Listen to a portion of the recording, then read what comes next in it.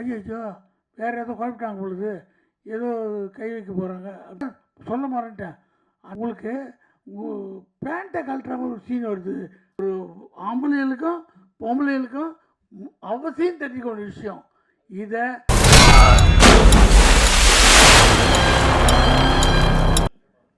எல்லோருக்கும் வணக்கம். எனக்கு கடைசியில் பேச விடுறத பார்த்தா இது என்ன ரொம்ப பெரிய மனுஷனாக நினைக்கிறாங்கன்னு நினைக்கிறேன். வந்ததுலேயே முதல் ஆள் நான் தான் ஒளிஞ்சு நான் அந்த பக்கம் உட்காந்துருந்தேன். இப்போ கடைசியாக என்னை விட்டுருக்காங்க. இதுக்கு தான் முதல்லையே வரக்கூடாது. முதல்ல வந்தது கடைசியாக நான் இருக்கிறது எல்லாமே ஜேஎஸ்கே மேலே நான் வச்சுருக்க அன்பு பாசம் நட்பு தான். அவர் படம் நான் நடிச்சிருக்கேன். நான் அவர் நானும் ஏதாவது வியாபாரமாக சம்மந்தப்பட்டிருக்குமா? எதுவும் இல்லை. என் குடும்ப நண்பர் ஜேஎஸ்கே அவர்கள் 25 வருஷமாக எனக்கு பார்க்கணும்னு நினைக்கிறேன். எங்கள் வீட்டு விசேஷம் பண்ணாலும் அவர் வருவார். அவங்க வீட்டு விசேஷத்துக்கு நம்ம போவோம். அந்த மாதிரி அவர் நட்பு. ஆனால் அழுத்தம் நட்பு. இப்போ நான் ஒரு ஃபங்க்ஷனுக்கு கூப்பிட்றாரு, போக முடியலன்னா சார் இதான் காரணம் நான் சொல்கிறதுக்கு மாட்டேன். நீங்கள் என்ன பண்ணுவீங்க? அந்த மாதிரி நடந்திருக்கோம், அதுக்கு போயிருப்பீங்க, பரவாயில்ல விடுங்க. அவரே ஃபைனல் க்ளோஸ் பண்ணுவார். நிஜம் எது யதார்த்தம் எதுன்னு புரிஞ்ச ஒரு அற்புதமான மனுஷன். அப்படியே சினிமா எடுத்திருந்தார், டிஸ்ட்ரிபியூஷன் பண்ணார், நடிக்க ஆரம்பித்தார். என்ன இது டப்புன்னு பார்த்தா நல்லா நடிக்கிறார். அப்படி வருது. இப்போ டைரக்ஷன்ட்டார். சினிமாவில் அவர் தொடாத இடமே கிடையாது. டிஸ்ட்ரிபியூஷன்லேருந்து எல்லாம் சினிமாவை அக்கு வேறு ஆணி வேறு தெரிஞ்சு வச்சுட்டு இன்றைக்கி சினிமாவை டைரக்ட் பண்ணி வந்து நடித்து வந்திருக்காரு. இவர் எந்த அளவுக்கு சினிமாவை கரைச்சி குடிச்சிருக்காருன்றதுக்கு இங்கே பின்னாடி இருக்கிற கட் அவுட்டே உதாரணம். ஏன்னா அவர் தான் ப்ரொடியூசரு, அவர் தான் டைரக்டரு, அவர் தான் கம்பெனி. அவர் போட்டோவை எவ்வளோ பெருசு வச்சுருக்கலாம், போட்டோவே காணும். இதுலேருந்து தெரிஞ்ச அனுபவம். நம்ம போட்டோவை இப்போவே பெருசாக வச்சா மற்றவங்களுக்கு சார் போட்டோ இப்போயே பெருசாக வைக்கிறாரு, அப்புறம் பெருசு பண்ணிட்டாருன்னா நம்மளை தூக்கிடுவார். இதெல்லாம் வரும். உள்ள மனசு சைடாக ஓடும். நம்ம இப்போ தான் பெருசு வச்சோம், அடுத்து கட் அவுட் வச்சுருவோம், இப்படின்னு நம்ம மேலே ஆசை வரும்னு. அதுவே கிடையாது. ஜேஎஸ்கே எங்கே இருக்காரு தேடுறாங்களெல்லாம் கணு தேட வச்சிடல. முதல்ல விளம்பர பிரியர் இல்லைன்றத தெரியப்படுத்தல. அதுவே ஒரு ஆரோக்கியமான விஷயம். அவர் எனக்கு நிறைய அட்வைஸ் பண்ணியிருக்காரு. நிறைய விஷயம் கேட்டுக்குவார். இது எப்படி அது எப்படின்லாம். எல்லாத்துக்கு மேலே ஒரு சிறந்த குடும்பஸ்தன். எனக்கு அவர்கிட்ட பிடிச்சதே தான். அவர் நம்மலாம் மொபைல் ஃபோனில் அந்த பாட்டு இந்த பாட்டு நமக்கு பிடிச்ச பாட்டு எதாவது வச்சுப்போம். அவர் ஃபோன் ஆன் பண்ணால் அவர் பொண்ணு சின்ன வயசில் பாடின ஒரு அற்புதமான ஒரு ராகம் அதான் வச்சுருப்பார். எப்போ பார்த்தாலும் தான் பொண்ணு பாடின அந்த குரலை கேட்கணுன்னு ஆசைப்படுற ஒரு அற்புதமான தகப்பன். அதான் இந்த படம் முதல்ல எனக்கு காமிச்சார், பார்த்தேன். ஆளாளுக்கு ஒரு கருத்து. உங்கள் கருத்து என்ன? நான் வீட்டுக்கு போய் சொல்கிறேன் போனேன். ஆனால் யோசித்த பிறகு தான் தெரியுது எவ்வளோ உஷாரான ஆளுன்னு. டைரக்ட் பண்ணும்போது இந்த படத்தை எவ்வளோ நேக்கா பண்ணணுமோ அவ்வளோ நேக்கா பண்ணியிருக்காரு. இப்போ கேட்டேன், சார் இந்த கதையை நீங்கள் எல்லார்ட்டையும் சொன்னீங்களா? கூட ஆக்ட் பண்ண எல்லா ஆர்டிஸ்ட்டும் அவங்க என்ன சொல்லியிருப்பாங்க, நான் இப்படி நடிக்க மாட்டேன் அப்படி நடிக்க மாட்டேன். எல்லார்ட்டையும் நான் சொன்னேன். உங்கள் சீன் உங்கள் கேரக்டர் என்ன மொத்தம் இதான். அதுதான் ஒரு நல்ல தெளிவான டைரக்டருடைய குணம். உங்களை வச்சு நான் இதான் எடுக்க போகிறேன்னு தெளிவாக சொல்லிடணும்.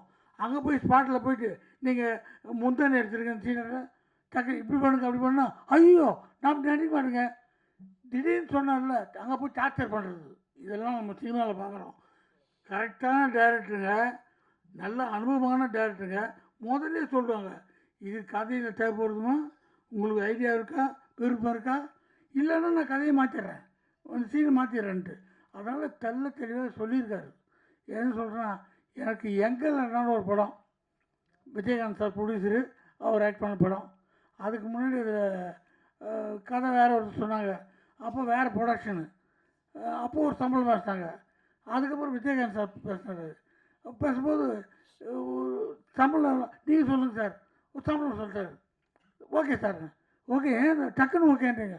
சார் நீங்கள் ஃபோனில் பேசுகிறீங்க, இதான் சம்பளம்ன்றீங்க, உங்கள்கிட்ட போய் பேசுகிறதா அது தப்பு தான். சந்தோஷமாக சொல்கிறேன், இந்த சம்பளம் ஓகேன்ட்டேன். அவர் ஹாப்பின்ட்டு வேலை பண்ணுறார். ஒரு 10 நிமிஷம் முன்னாடி ஃபோனு, ஐயோ வேறு ஏதோ குழப்பிட்டாங்க பொழுது, ஏதோ கை வைக்க போகிறாங்க அப்படின்னு பார்த்தா மறுபடியும் சாரே பேசுகிறார். சார் சொல்ல மாட்டேன்ட்டேன், அந்த படத்தில் ரீமேக் அது மலையாளத்துலேருந்து இருக்கிறாங்க, உங்களுக்கு பேண்ட்டை கழட்டுற மாதிரி ஒரு சீன் வருது, அது உங்களுக்கு சொன்னாங்களா, உங்களுக்கு ஒன்றும் ஆட்சேபணம் இல்லையா? சார் 5000 கழிச்சினாலும் பரவாயில்ல, ஜனங்க சிரிக்கணும், அதான் முக்கியம், நமக்கு இதெல்லாம் கிடையாது சார். இல்லை சொன்னாங்களா கேட்டேன், அதுக்கு தான் உங்களுக்கு ஓகே தானே, ஒன்றும் பிரச்சனை இல்லை. எதுக்கு சொல்கிறேன்னா, ஒரு கை தேர்ந்த சினிமா கலைஞர் அதான் கேட்பாங்க. ஒரு விவரமானவங்க அங்கே போய் துன்புறுத்தாமல் கேட்பாங்க. அதனால் இவர் எல்லார்ட்டையும் சொல்லி தான் எடுத்திருக்காரு. இந்த படத்தை பார்த்தோன்னே எனக்கு என் படம் ஒன்று ஞாபகம் வருது. நான் ஷார்ட் ஃபிலிம் எடுத்திருக்கேன், மகன் ஒரு படம் எடுத்தேன். அதுக்கப்புறம் இப்போ ஹெல்ப்னு ஒரு படம் எடுத்தேன். சாரும் அந்த படம் பார்த்தார், ஜேஎஸ்கே சாரும். அந்த படத்தில் கதை எழுதிட்டு இந்த கதை எடுக்கணுமா நம்ம, அந்த கதை என்னென்னா அதை நான் என் ஃப்ரெண்ட்ஸுக்கிட்ட சொல்ல முடியாது, என் அசிஸ்டண்ட்கிட்ட சொல்ல முடியாது, என் பொண்டாட்டிக்கிட்டேயும் சொல்ல முடியாது, என் பசங்கிட்ட சொல்ல முடியாது. அப்புறம் ஆனால் நல்ல கதை சொன்னால் இந்த மனுஷனை புத்தி இப்படி போச்சு, ஐயா இவ்வளோ மட்டமான நாளாகுது, இப்படி தானே நினச்சிட்டாங்கன்னா என்ன வருது பயம். ஆனால் நல்ல கதை.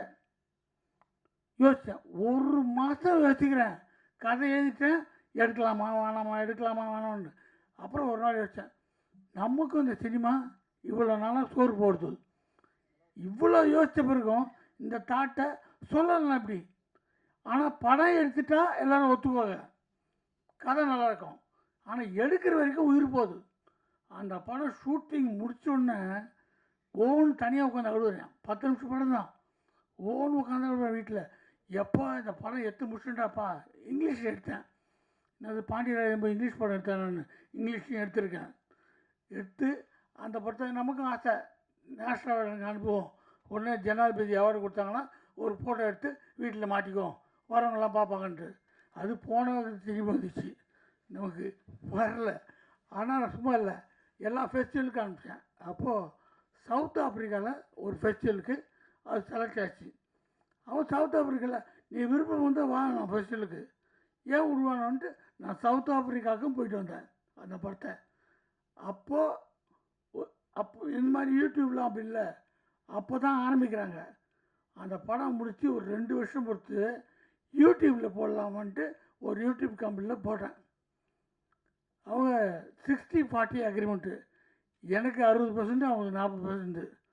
சும்மா போட்டு வச்சுட்ட படத்தை கொடுத்தா ஒரு மாதத்தில் எனக்கு அந்த கம்பெனிலேருந்து 5 லட்ச ரூபா கொடுத்தாங்க. அது பெருசு இல்லை. அந்த படத்தை இது வரைக்கும் 2,80,00,000 பேர் பார்த்துருக்காங்க. ஆனால் இந்த படத்தில் இருக்க மாதிரியே அந்த கதையை சொல்லும் போது எனக்கு அவ்வளோ டென்ஷன் இருந்தது. எடுத்த உடனே பார்த்தா என்ன தாட்டியா எப்படி வந்துச்சு, படம் பார்த்தவங்களும் அழுகுறாங்க ஃபீல்டில். அந்த ஃபீலிங் தான் ஜேஎஸ்கே சார் படம் பார்க்கும்போது எனக்கு வந்தது. இந்த படத்தில் இந்த ஃபீல்லாம் கொண்டு வந்து அவர் சொல்கிற மெசேஜ் இல்லை, அற்புதமான மெடிசன். ஒரு சமுதாயத்துக்கு தேவையான ஒரு ஆம்பளைகளுக்கும் பொம்பளைகளுக்கும் அவசியம் தெரிஞ்சுக்கொண்ட விஷயம். இதை தேன் தடி கொடுத்தா தான் போய் சேரும். அழகாக இதை எங்கேயோ கொண்டு போகிறாரு, எப்படின்னு பார்த்தா கடைசியில் கொண்டு போய் அற்புதம் முடிக்கிறது. எல்லாம் சொன்னாங்க தியேட்ரிக்கல்லி பயங்கர வசூல் ஆகுன்ட்டு. அது உதட்டளவு இல்லை, உள்ளத்தால் உணர்ந்து எல்லோரும் சொல்கிறாங்க. ஏன்னா அவர் தொட்டது எதுவுமே மிஸ் ஆனதில்லை. இதை அவர் ஒன்றும் தப்பான படம் நோக்குக்க அவர் போல முதல்ல அந்த ஹைலைட்டை பிடிச்சாரு, கிளைமேக்ஸ் என்னன்னு பிடிச்சாரு. இதை நோக்கி தான் கதை போகுதுன்னு ஒன்று. அதுக்கு இந்த படம் திகட்டாமல் போனதுக்காக அங்கங்கே தேன் தடணும் அழகாக கொண்டு போயிருக்காரு. இந்த மாதிரி ஆட்கள், இந்த மாதிரி துணிச்சல் எல்லாருக்கும் வரணும். அது இங்கே வர்றவங்க அத்தனை பேருமே நான் படம் பார்க்கல ஆனால் பிடிச்சிருக்குன்றாங்க. கொஞ்சம் பார்த்ததுலையே ஒரு டெமிட் வருது. இந்த மாதிரி படங்கள் ஓட ஓட ஜேஎஸ்கே மாதிரி ஆயிரக்கணக்கான டேரக்டர்ஸ் தமிழில் உருவாகிட்டே இருப்பாங்க. ஏன்னா இன்ட்ரெஸ்டிங்கான விஷயம், ஜனங்களுக்கு தேவையான விஷயத்த மருந்து தடவி கொடுக்கும்போது கண்டிப்பாக ஓடும். அவருக்கு எல்லாத்துலேயும் அனுபவம், படத்தை எப்படி ரிலீஸ் பண்ணணும், எந்த தேட்டரில் ரிலீஸ் பண்ணணும், எல்லா அனுபவத்தையும் அனுபவம் கொள்வதெல்லாம் மொத்தமாக போட்டு ரிலீஸ் பண்ண போகிறாரு. நீங்கள் வாழ்த்துங்க, இந்த படம் வெற்றி அடையும். நன்றி, வணக்கம்.